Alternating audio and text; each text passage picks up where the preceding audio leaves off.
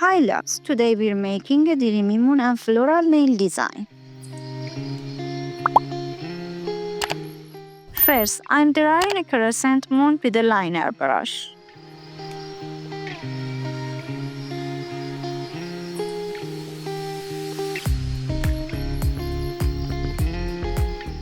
Then softly blending the inner edge to make it dreamy and natural looking.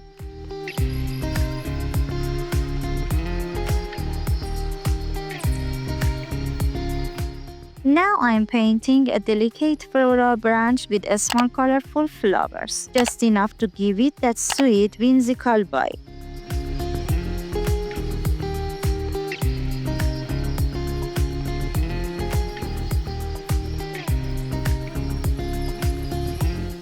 With a dotting tool, I'm adding stars and little dots around the moon to fill the space and make it more magical.